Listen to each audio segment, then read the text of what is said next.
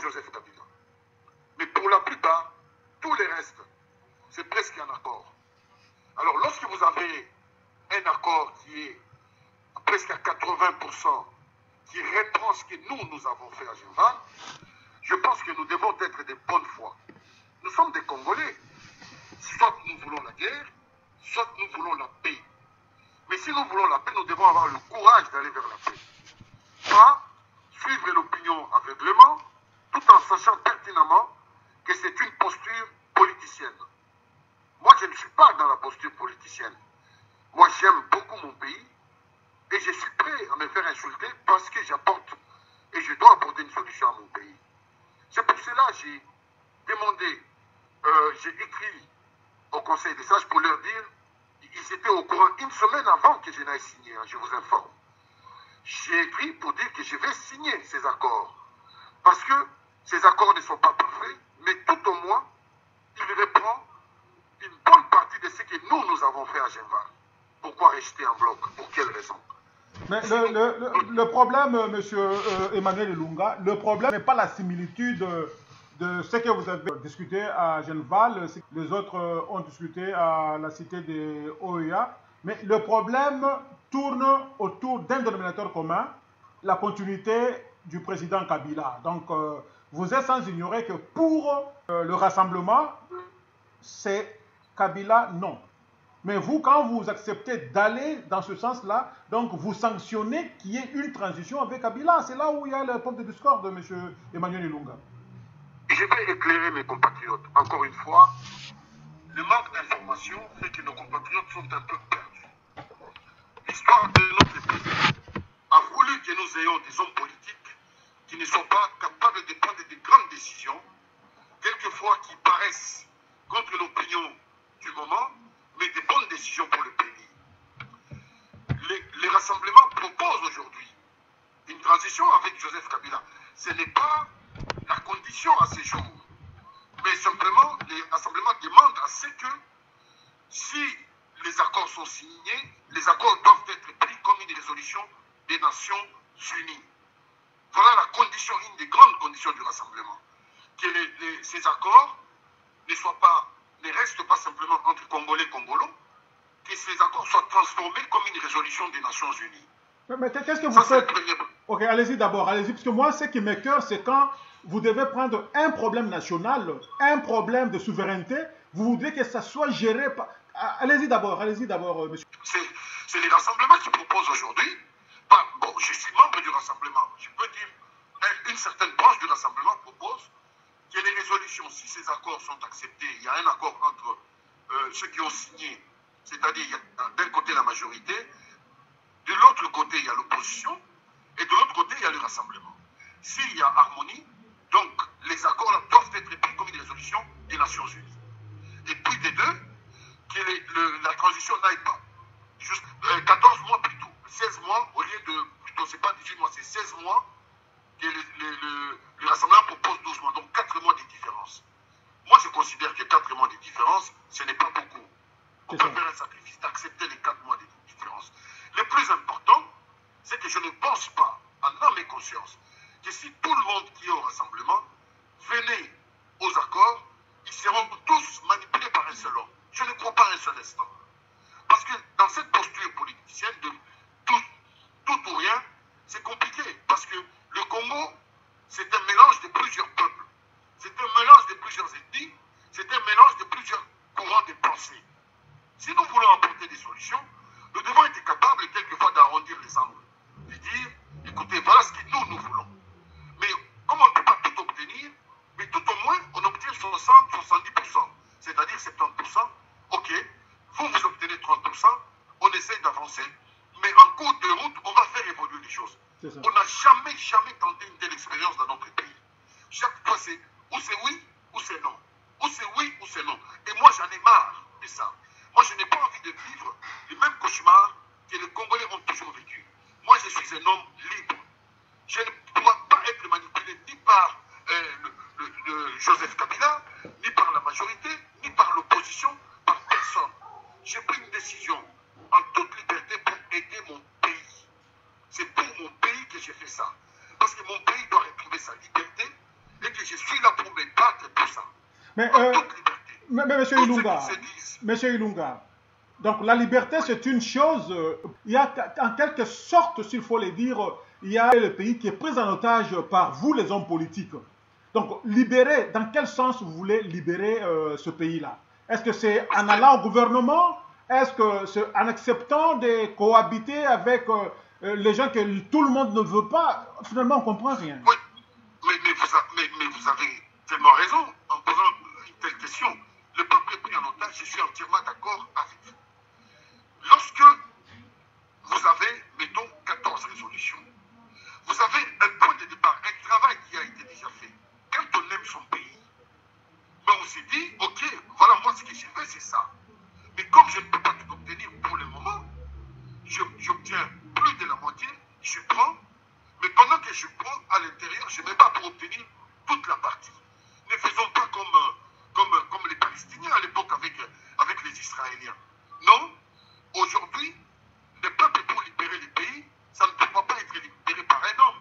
Tout comme aujourd'hui, on ne peut pas dire que c'est un seul homme qui a pris les pays en otage. Tout à fait. Ce n'est pas un seul homme qui a pris les pays en otage. C'est tout un système. Et pour démonter ce système, nous devons savoir accepter un point de départ. Un point de départ du travail. Je conçois avec vous que tout ce qui est fait est faux. Et il y a des glissements, il y a des tricheries, il y a tout ce que vous pouvez dire. Je suis d'accord. Mais après avoir fait le constat, vous faites quoi? Après avoir fait le constat, vous faites quoi? Vous restez chez vous, dans le canapé, en disant, lui, il doit partir, et puis, il vous écoute, il s'en va? Non, moi, je ne crois pas que c'est la solution. Moi, j'ai pris mon courage à deux mains. Mes compatriotes, c'est l'histoire simplement qui me réhabilitera. Parce que tous les Congolais qui passent leur temps à... Je les comprends. Et je les comprends parce qu'ils ne comprennent pas ce qui se passe réellement sur le terrain. Quand vous venez au Congo, vous comprenez peut-être la géopolitique différemment. Moi, je suis sur place depuis bientôt 3 mois. Mais d'abord, ce n'est pas facile de laisser tout derrière soi, sa femme, ses enfants, ses biens, et venir ici, en Piaka, aux Anambongoté, et travailler dans des conditions extrêmement difficiles, courant des fois exact, tellement moustiques. Mais quand on aime son pays, on se dit, donc à un moment donné, je prends mon courage à deux mains et je travaille. De 3, moi, le poste de ministre ne m'intéresse pas, je dois vous le dire ici, très clairement. Moi, le poste qui m'intéresse, c'est d'être au comité de suivi. Alors ça m'intéresse. Ça m'intéresse énormément, d'être au comité de suivi, pour contrôler, pour voir comment les choses se font, et dénoncer, et vous donner, vous, des informations. Et donner des informations aux Congolais de ce qui se passe réellement. Parce que si vous n'avez personne au comité de suivi, vous n'aurez pas des informations. Vous n'aurez que des fausses informations. Alors, quand on dit aucun Congolais ne doit aller là, on fait une grosse erreur. On n'éteint pas le feu en étant à 10 000 km. On éteint le feu en étant à côté. Mais tout au moins, on a besoin de la diaspora. Parce qu'on a besoin des moyens, de l'argent, on a besoin des soutiens et on a besoin des encouragements. Si la diaspora qui doit comprendre la géopolitique réelle, mais elle ne comprend pas, alors là, c'est grave. C'est grave. Au contraire, tout le monde devrait saluer ma décision. Faire bouger les lignes. Aujourd'hui, j'ai écrit à Etienne Tshisekedi, je cite le nom, et j'assume mes propos. J'ai fait une lettre ouverte en lui disant, Monsieur Etienne Tshisekedi, vous devez rencontrer Etienne Tshisekedi. Monsieur Kabila. Joseph Kabila. Oui, et j'ai écrit aussi à Kabila. J'ai pris le courage. Les gens m'ont dit, mais vous faites ça, vous allez vous faire arrêter. Et j'ai dit, mais je ne serai pas le premier à être arrêté. Si on m'arrête pour les Congolais, ben c'est pour la bonne cause. Je vais assumer. Monsieur Emmanuel Ilunga, est-ce un peu de dire ce que vous venez de dire? Vous voulez que M. Tshisekedi et M. Kabila se rencontrent. Et vous êtes alliés à moi à un certain moment où on a dit qu'un pays ne peut pas avoir son destin entre les mains d'une ou deux personnes. Est-ce qu'on ne peut pas se mettre ensemble? On ne peut pas se mettre ensemble comme une institution. Mais donc KMB, aujourd'hui, malheureusement, je suis avec tristesse obligé de vous dire que oui. Mais hélas, oui. Les deux personnes, ce sont eux qui ont la clé de la solution. Je l'ai écrit dans le courrier officiellement. Parce que les Congolais n'ont pas compris. Regardez, j'ai pris une décision de signer ces accords, de contrôler la manière dont les choses vont se faire et baisser. Mais les Congolais se sont levés. Pourquoi vous êtes partis contre Tshisekedi? Vous avez trahi les rassemblements. Mais les Congolais ne comprennent pas. Pour les Congolais, ou soit vous êtes avec Tshisekedi, ou soit vous êtes avec Joseph Kabila. Il peut y avoir aucun Congolais qui est un homme libre et qui a sa propre position. Donc dès que vous prenez votre propre position, allez, bravo, vous êtes un traître, vous êtes ceci, vous êtes cela. C'est malheureux. C'est les Congolais eux-mêmes qui veulent que leur pays soit pris en otage par deux personnes. C'est nous-mêmes. Nous sommes responsables. Chaque peuple mérite ses dirigeants. La preuve est là. Vous voyez, j'ai pris une décision de signer des accords, casser la glace, pour pousser tous les membres du rassemblement à bouger les lignes. Et la preuve, beaucoup de lignes ont bougé depuis lors. Hein. Ça, je peux vous informer. Mais alors, qu'est-ce qu'on n'a pas traité? Mais qu'est-ce qui a bougé? Qu'est-ce qui a bougé? Aujourd'hui, il y a beaucoup de tractations. Comme ce n'est pas officiel, je ne peux pas parler. Vous avez remarqué que Bruno Tshibala a été libéré. Il est en liberté. Vous ne savez pas ce qui s'est passé réellement. Mais lui Tshibala, il remercie l'UDPS, M. Etienne Tshisekedi. Bon, bref, moi, je n'entrerai pas dans les détails aujourd'hui. Mais attendons quelques mois, vous saurez exactement, je vous dirai. Vous saurez. L'histoire va vous raconter très rapidement ce qui s'est passé. Donc, c'est pour vous dire que les Congolais doivent faire confiance à la nouvelle génération politique. Parce que ce sont des gens qui disent, nous prenons maintenant notre destin en main. Les Amboka na biso. Nasiye bako, les Amboka na ngai. Moutakolobaté qui oh non, ok, pourquoi je vais aller chez Kabila? C'est mon pays, le Congo, les Amboka na yo, les Amboka na ngai. Alors, moi j'ai un idéal, je ne trahirai jamais ma nation. Mais vous ne trahirez jamais la nation, M. Emmanuel Lunga. Qu'est-ce qui fait que vous n'avez pas participé aux négociations ou bien dialogue de la cité de OEA? Au début, on n'a pas participé. Pourquoi? Parce qu'on avait un calendrier. On avait posé des préalables. Nos préalables, c'était les dialogues devaient respecter un certain nombre de conditions, notamment celle du 2277. Et nous, on voulait qu'Edem Kodjo soit appuyé par un panel. Donc, un membre des États-Unis, un membre des Nations Unies, Union Afrique, comment ça s'appelle, Francophonie, et puis Union Européenne. Les quatre personnalités devaient accompagner Edem Kodjo. C'était le conditions qu'on a posées. Pour quelle raison?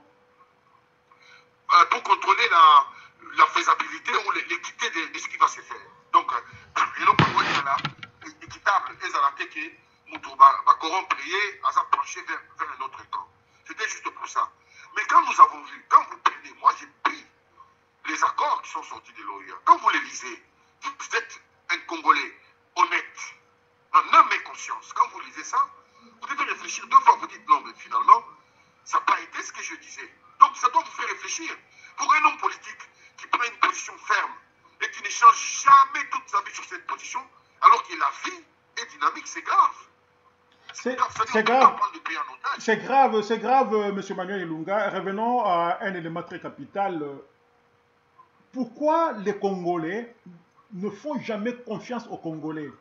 On l'a vu lors des indépendances, donc c'est toujours les Belges à qui on référait pour arranger nos problèmes. On a constaté que l'ONU a commencé sa première mission au monde au Congo et la conséquence, Lumumba est mort trop tôt. Nous sommes allés pendant la période de conférence nationale et après conférence nationale, on a vu la naissance de SIAT et conséquence, on a vu que l'opposition a été encore basculée. Et aujourd'hui, vous revenez encore avec la communauté internationale. Nous voyons des défilés médiatisés par les diplomates vers le côté de l'opposition. Qu'est-ce qu'il y a? Est-ce qu'on ne peut pas faire l'histoire seul comme on l'a fait avec Senenko et faire confiance aux Congolais et réussir, s'il vous plaît? Mais c'est ça. Mais je vais vous dire, parce que je ne vais pas choquer. Après, les gens vont me sauter dessus. Vous avez dit ça. Mais je vais vous dire qu'aujourd'hui, il y avait, regardez l'histoire, Lumumba Kasavubu. Lumumba a toute l'opinion nationale avec lui. Et il veut que les Blancs partent. Kasavubu était plus ou moins modéré. Il acceptait le départ des Blancs, mais 20 ans plus tard, donc en 1980. Mais Kasavubu était traité d'étonnant, exactement comme les gens sont en train de le faire à mon égard. Mais aujourd'hui, l'histoire nous montre que chacun en âme et conscience peut juger entre les deux acteurs politiques qui avaient tort sur ce plan et qui avaient raison. Dans les années 80, Mobutu a tendu le pouvoir à Etienne Tshisekedi. M. Tshisekedi a biffé les mentions au vu aussi de tout le monde. Je n'invente pas. Je ne fais que rappeler l'histoire. Il était Premier ministre, il a biffé les mentions. Et ceux qui étaient autour de Mobutu avait dit quoi? À mon avis, la démocratie en Ligue en société. Voilà là où les hommes politiques, toujours les mêmes acteurs, nous bloquent, nous les jeunes, notre destin, et nous voulons un pays qui vit. Donc nous observons ce qui s'est passé.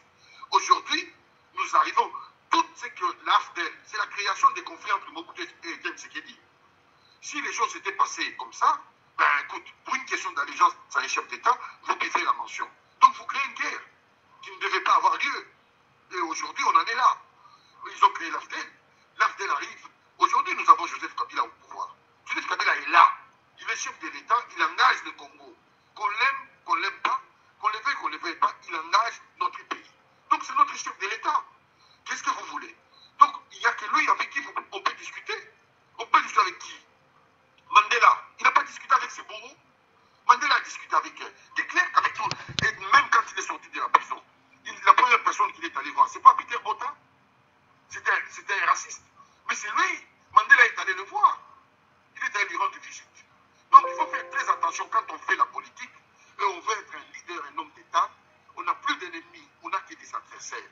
Et un adversaire, il faut savoir le rassurer pour détendre l'atmosphère. Sinon, ça va être la guerre. Moi, je ne veux pas de climat de guerre. Moi, je me prends en charge.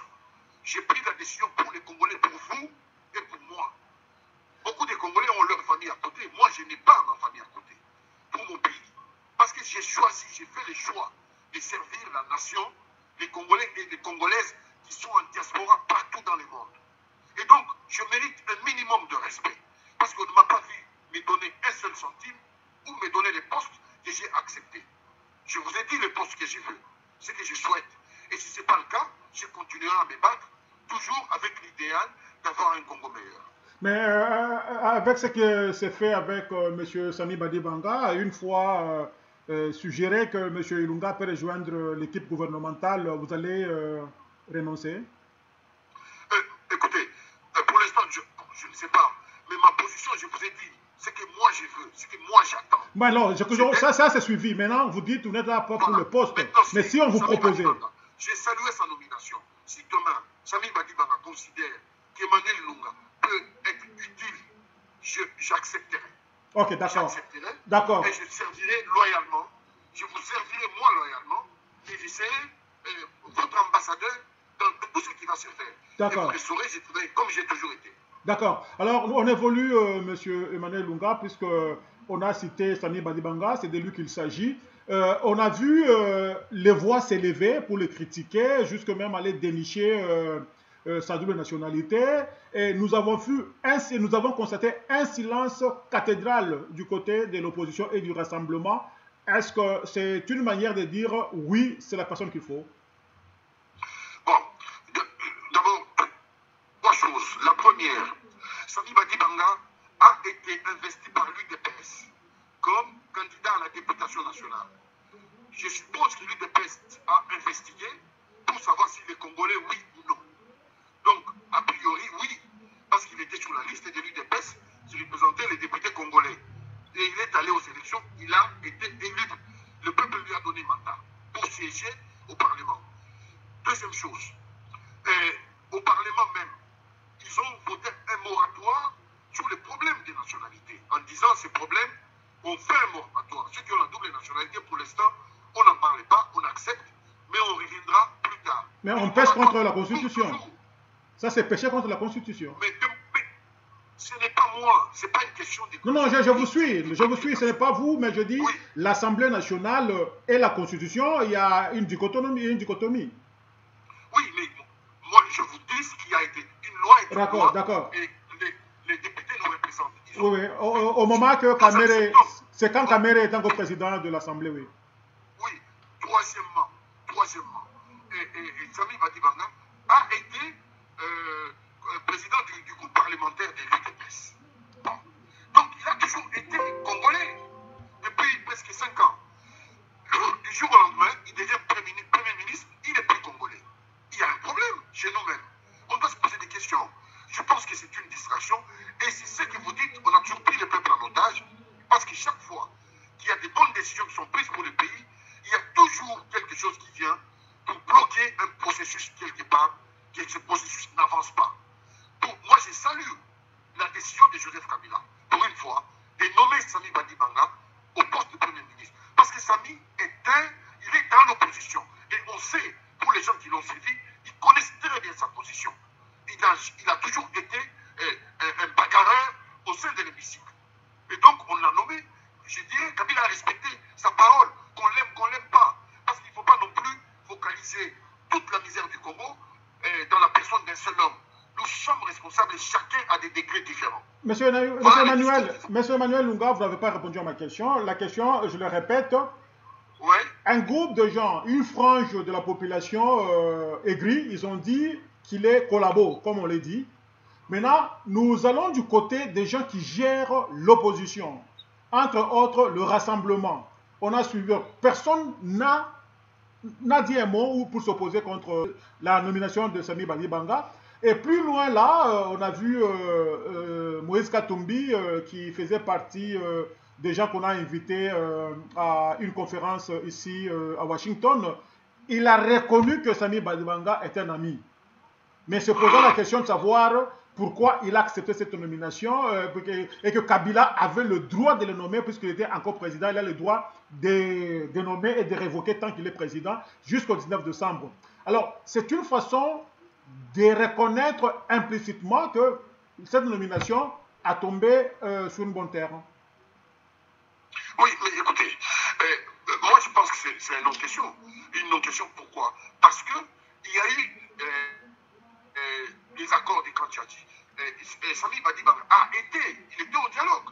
Oui. Il a participé au dialogue avec beaucoup des opposants, les Gabriel Mokia, les Jean-Lucien Boussa. Il y a eu des gens qui sont allés au dialogue. Donc, c'est tout un processus qui est normal. Parce que dans les accords, il est dit que le poste de Premier ministre revient à l'opposition. Et comme il est dans l'opposition, ça serait lui, ça serait Kamel, ça serait quelqu'un d'autre. Il est dans l'opposition, ou ça serait c'est qu'il dit lui-même, ou son fils, ou quelqu'un d'autre. Il est dans l'opposition, il prenait ses postes de Premier ministre. Donc, je ne vois pas de contradiction là-dessus. Maintenant, qu'on traite quelqu'un, il faut qu'on arrête qu'on évolue. Les Congolais, nous devons tous progresser d'un cran. Parce que collabo, ça signifie quoi? Beaucoup de gens ne connaissent même pas l'essence des collabos. C'est tous ceux qui travaillent dans l'intérêt contraire de leur nation. Dans l'intérêt contraire de leur nation. Nous avons le droit chacun de penser différemment. Vous n'allez pas me dire ici que tous les républicains pensent la même chose parce qu'ils sont républicains. Il y a des courants chez les républicains. Il y a des courants de pensée comme chez les démocrates. Tout à fait. Alors quand quelqu'un est dans un courant de pensée quelconque, on ne va pas lui dire, eh bien, tu es dans tes courants de pensée, donc tu es collabo. C'est trop facile, c'est un raccourci. La politique, ce n'est pas quelque chose de facile, parce que quand on prend des décisions, on mesure les conséquences et on regarde l'État, notre pays, où il va. Vous risquez un jour de rester toute votre vie aux États-Unis et trouver que la République démocratique du Congo s'est disloquée. Je vous l'ai dit. Vous trouvez que la République démocratique du Congo s'est disloquée. Les Katanga deviennent un pays. Dans l'Est, il revient la République unie du Kivu. Parce qu'il y a des choses qui se passent ici, nous exigent à nous de faire vite, finir la transition, aller aux élections. Ça, je vous l'ai dit. D'accord. Tous ceux qui prônent, je ne vais pas entrer dans les détails, dans des informations qui ne sont pas officielles, parce que je ne peux pas prouver ce que je vais dire. Mais chaque Congolais peut se renseigner pour savoir ce que je n'ai pas dit, comprendre ce que je n'ai pas dit. Ok, enfin, vous parlez un homme politique actuellement, M. Manuel Ilunga. Nous devons terminer l'émission, mais avant de terminer, vous avez parlé de la guerre. Vous ne voulez pas qu'il y ait une guerre. Et cette guerre est déjà déclarée, semble-t-il, par le peuple congolais contre les gens au pouvoir, c'est-à-dire le rendez-vous du 19 décembre. Qu'en dites-vous? Qu'est-ce qui s'est dit à Kinshasa? Parce qu'il y en a qui disent que le gouvernement s'est réarmé, on a acheté les chiens et consorts. Vous êtes sur place à Kinshasa, M. Ilunga. Dites-nous exactement ce qu'il y a. Bon, mais en tout cas, ça, moi, je ne sais pas, je n'ai pas vu ou je n'étais pas à côté pour voir les armes quand ils passent. Je crois que je n'ai pas vu. Je ne peux pas faire un faux témoignage. La seule chose que je veux dire, c'est que le peuple congolais est divisé. Le peuple est divisé. Et c'est ça les dangers. Parce que cette division, aujourd'hui, nous avons plus de 23 groupes rebelles dans notre pays. Vous allez dans le nord, il y a même des Moros qui réclament un territoire dans notre pays qui sont déjà installés. il y a trop de choses qui se passent chez nous dont les Congolais n'ont pas conscience. Notre intérêt, c'est d'abord de tout faire pour aller aux élections. Pour tout faire, comme il y a une période de transition, je ne vois pas pourquoi on doit la refuser. Déclarer la guerre, c'est aller dans l'inconnu. Ce qui est connu, c'est qu'il y a un programme de transition qui est là. Mais cette transition, M. Ilunga, pour les élections. Allez-y. Ce qui n'est pas connu, c'est la guerre. Parce que la guerre, on sait quand la déclencher et on ne sait pas quand la terminer. Parce que qu'est-ce qui peut se passer? Il y aura un camp contre un autre.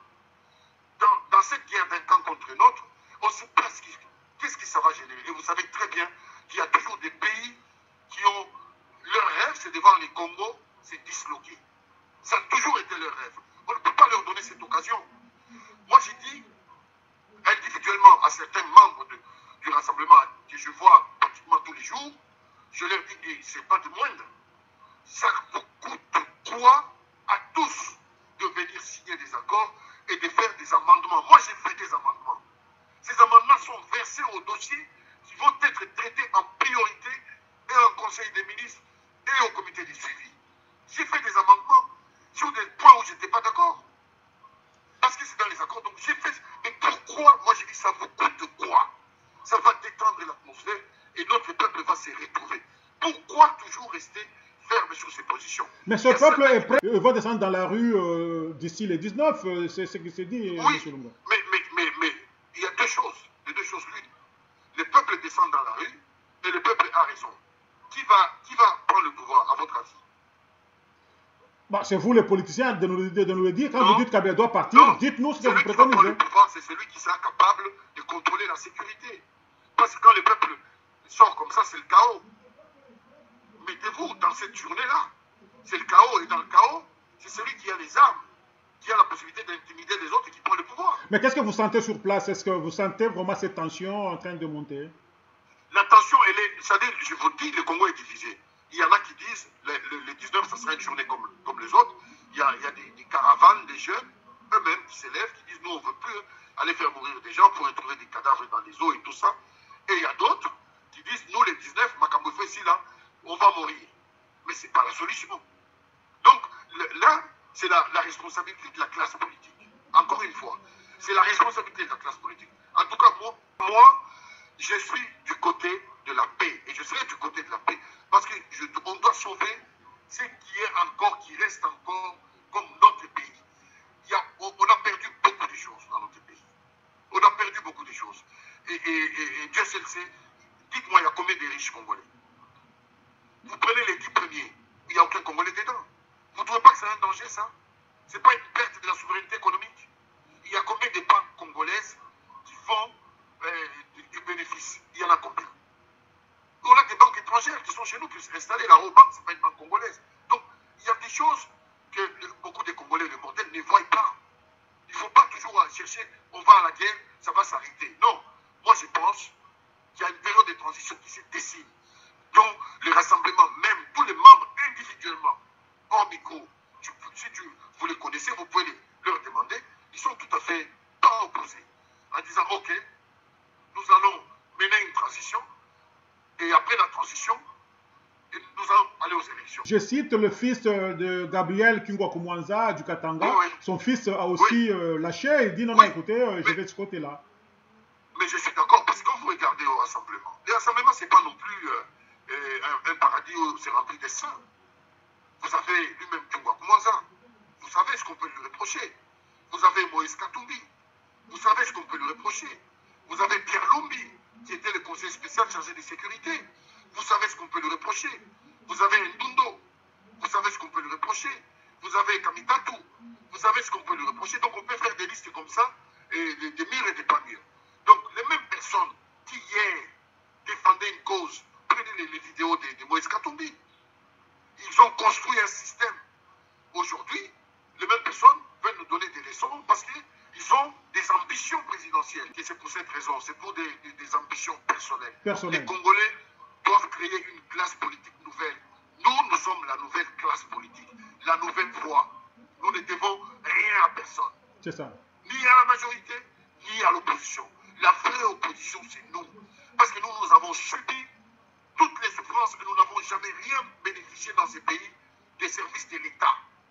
Donc nous devons construire maintenant ces services pour que nos enfants en bénéficient.